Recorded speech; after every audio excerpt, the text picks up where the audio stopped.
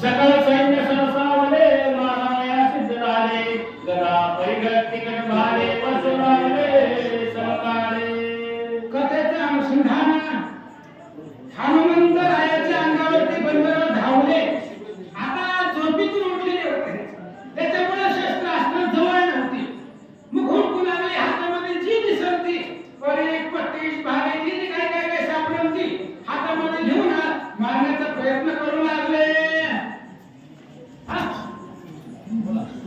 चौकाशी धावती सैरा होत गंधर्वा आर्द्रा आकडा भयावाना कैकी धरा पुरुषार्थ आणि विचार केला त्यांनी चारी बाजूला गंधर्व आले ह्याला जाऊन द्यायचं नाही म्हणले म्हणून चारी बाजूला पूर्व पश्चिम दक्षिण उत्तर चारी बाजूला गंधर्व आले हनुमंतरायाला घेरलं गेलं आणि मग मध्यभागी ज्यावेळेस हनुमंताला पकडलं काय करतात गंधर्व मिलले चौदा सहस्र एक रायक कपिंद्र क्रोधा चढला दुर्धर करुसहार नागरीला हनुमंताने विचार केला 14,000 गंधर्व आहे आणि एकाला एक कपिंद्र एक हनुमान आहे मग विचार केला आता ह्यांना मारायला जर एकाला मारायचं म्हणून तर सगळं हितच म्हणून 14,000 मारायची होती कसं मारतात रुपये वाढला दारुण रोमे धरकती संपूर्ण भयानक दिशे चिन्ह कपिंद्र जाण गवळला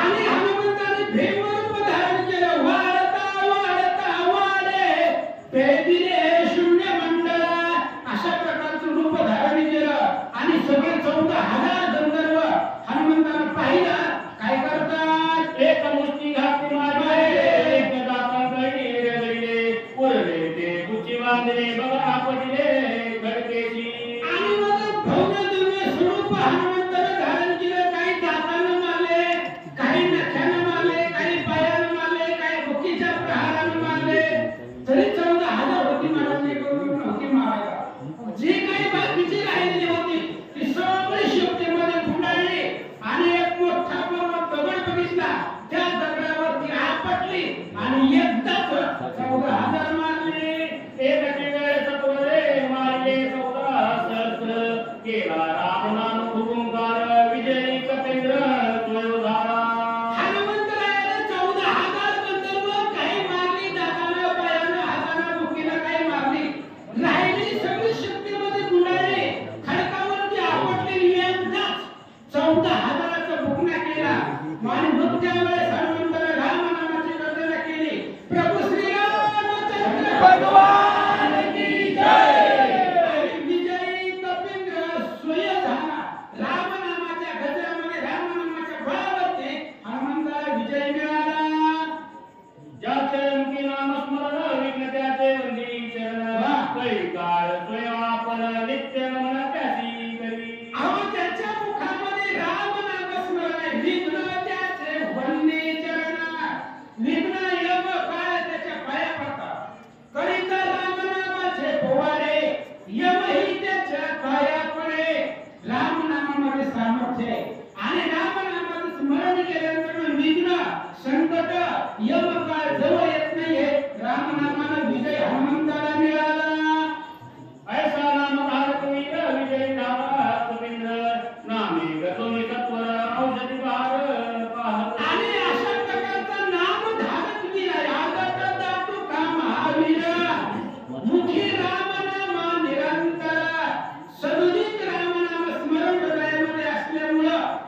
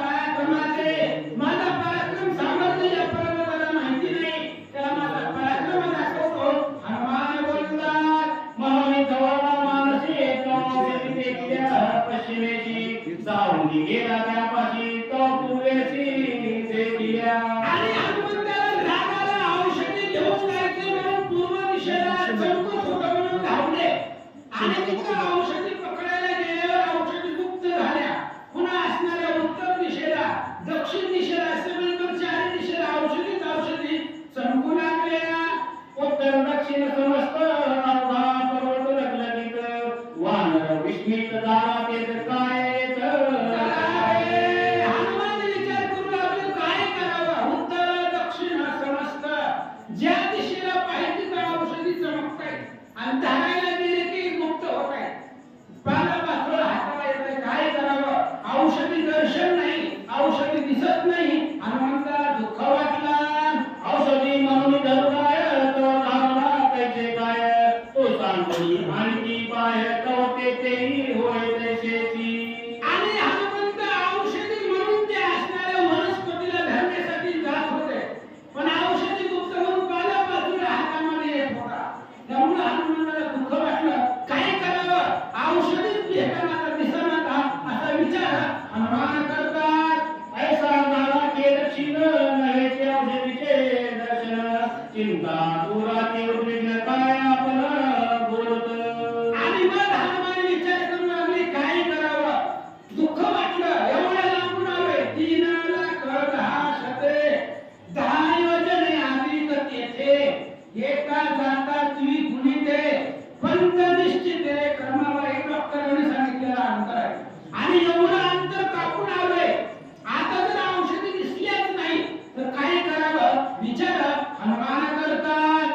आजी तुका पुरुषार्थ केला तितका अवधा वाया गेला सप्ती राक्षस भेटला तोही मारला वायाची. हनुमंताला थोडंसं दुःख वाटले. विचार करू लागले, आजपर्यंत जेवढा पुरुषार्थ केला आतापर्यंत सगळं वाया गेला.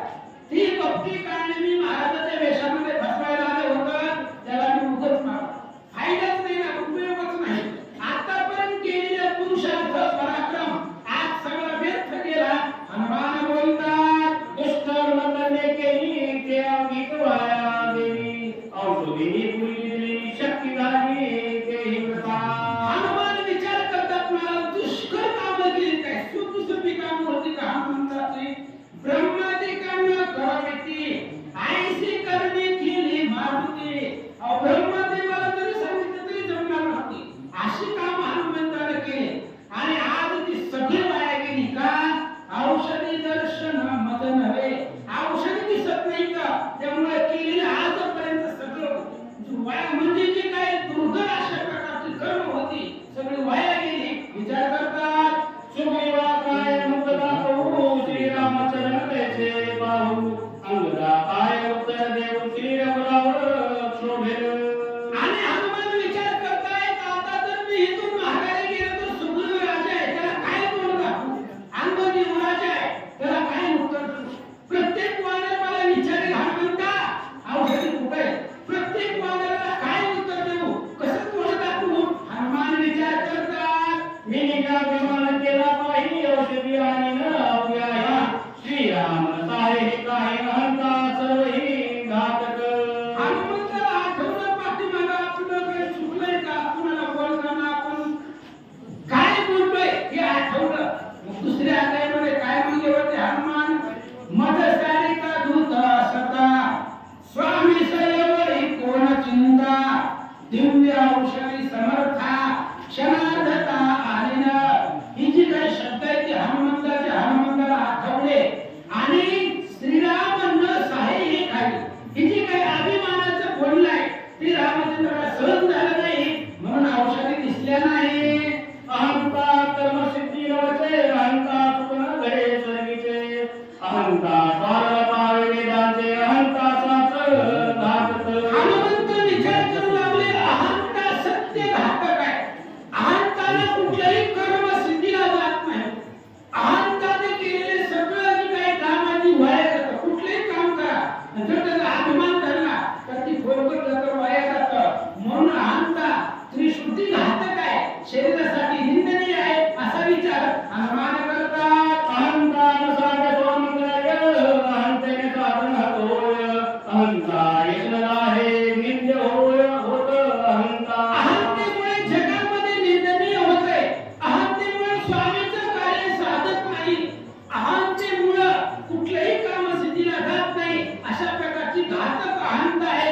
हनुमान विचार करतात. अहंता नव्हे चित्तशुद्धी अहंता नव्हे साधनशुद्धी अहंता नव्हे सत्वशुद्धी अहंता कीर्ती घातक. हा अहंतेमुळे, अभिमानामुळे, गर्वामुळे कुठल्याही प्रकारचे साधन साध्य होत नाही. कोणतेही काम करायला गेलं अहंकाराला किती काम होत नाही. अहंतेने सगळं कार्य व्यर्थ जातं. म्हणून शरीरासाठी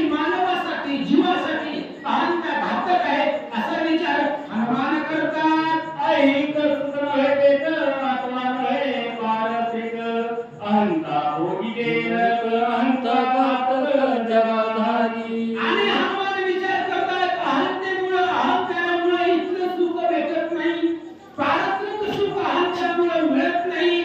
त्यामुळे अहंता ही घातक आहे शरीरासाठी. अहंतेमुळे कोणत्याही कार्य सिद्धीला जात नाही. अहंता ही शरीरासाठी निंदनीय आहे आणि अहंता घातक जगासाठी. अहंता ही असणाऱ्या जगाला घातक आहे, घात करणारे आहे असा विचार हनुमान करतात.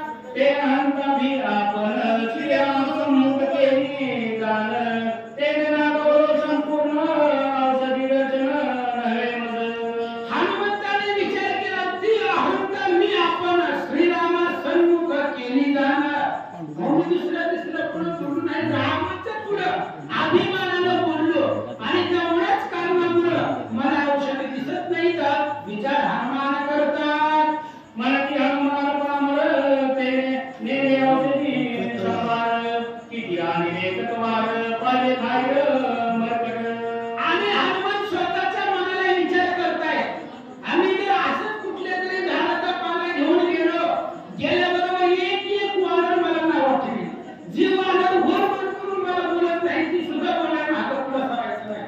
म्हणती हनुमान पामर नेले औषधी संभार. काय पाला पाचोळा आणलाय असं प्रत्येक वानर मला उपहासानं बोलतील असा विचार हनुमान करतात. काय विचार करवा का उपरोनी वनस्पती समजता.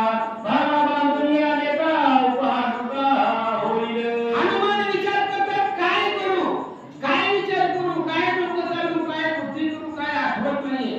काहीतरी वनस्पती आपण दोन चार झाडं उपटून घेऊन जाऊ, भारा बांधून डोक्यावर मोडी घेऊन जाऊ, तरी सुद्धा खूप आशाचा होईल, आपली चेष्टा करतील असा विचार हनुमान करतात. जाओ पावता श्रीरामा माझा अपराध करी क्षमा. पहिलो संकटी सुगमा सर्वोत्तमा पावलेली.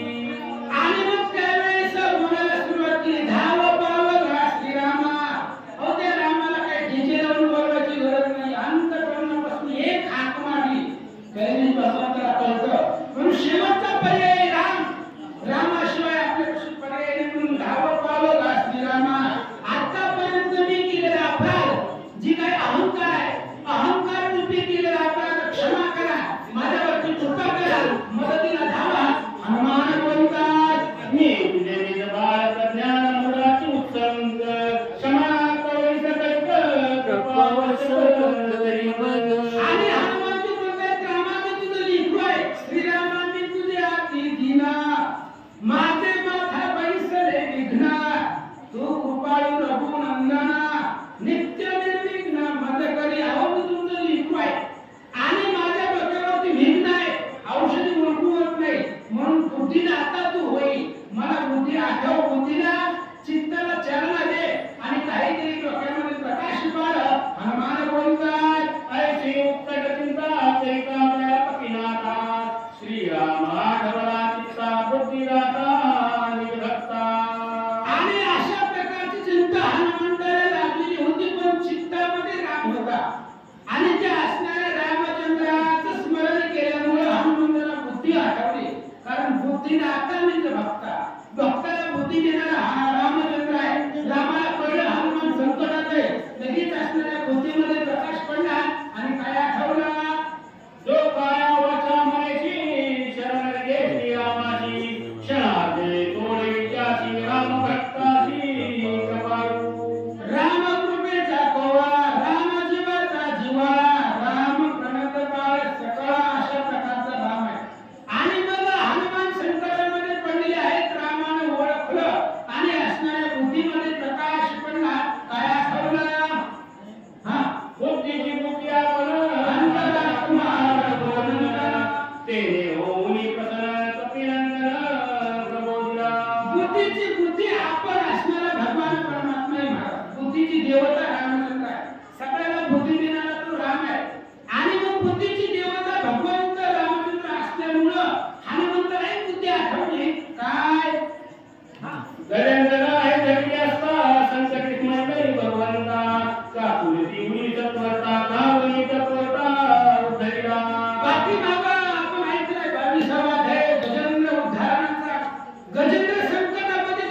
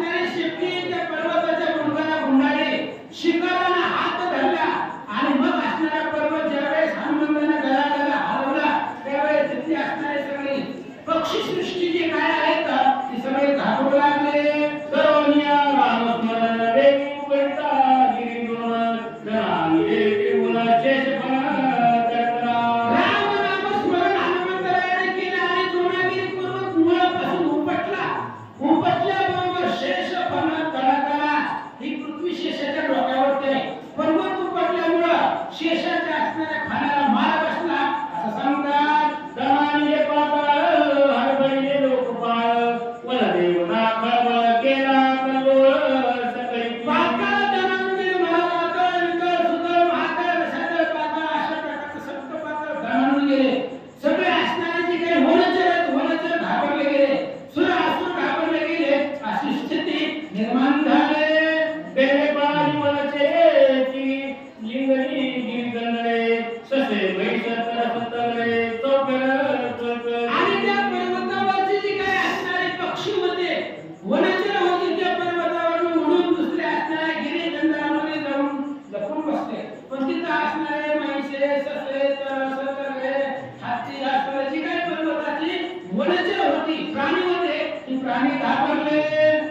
अट्टहास्य मंडळांचे आनंद तेरा पुराणांचे सिंहनाद सिंहांचे तेने दचके यमलोक यमलोक सुद्धा घाबरला गेला. अशी परिस्थिती पर्वतावरती निर्माण झाली. मोठमोठाले वाघ सिंह हत्ती मोठमोठाले त्या ठिकाणी आढळून लागले. कल्लोळ करू लागले. त्यांना यमलोक दचकला. आंदोलनात मोवली भूते आकांतली सकाळी त्याही रात्री तरी धरली सरणारी कपिशी आणि मग सगळे असणारे तिथली जीवसृष्टी वनाच्या असतील, पुन्हा असणारे तिथल्या पर्वतावरती राहणारे प्राणी असतील, ती सगळी भूत अतिशय काकुळतीने हनुमंताला शरण आले, पाया पडू लागले. दिशा रांगिल्या पक्षी कुणी परिवारे पाताळी दिग्गजा पैसे काळी दात केळी कृतांता आणि जे काही पक्षी होते ते असणाऱ्या पर्वतावरचे ते पक्षी जसे दिशेला पळून गेले.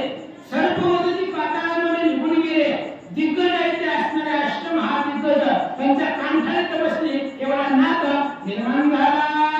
दश योजने विस्तार पंच योजने उंची थोर ऐसा पर्वत सविस्तर कपिले सत्वर उपटीला 10 योजने उंच आणि 5 योजने रुंद अशा प्रकारचा असणारा पर्वत हनुमंतानं तो असणारा पर्वत उपटला, हातावरती घेतला, निघाले. बया कोणी पाही पर्वत पडला दोही पाही गगना उसळला दोराही श्रमणे हनुमात्र. कुठल्याही प्रकारचा श्रम माळस पंढार असलं काही हनुमंताला नव्हतं. बळे आकोळणे पायी पर्वत उपटला गेला आणि एवढं करत असताना आळस हनुमंताला आला नाही. वाऱ्याच्या वेगाने निघाले. चक्रात देवी बाळाचा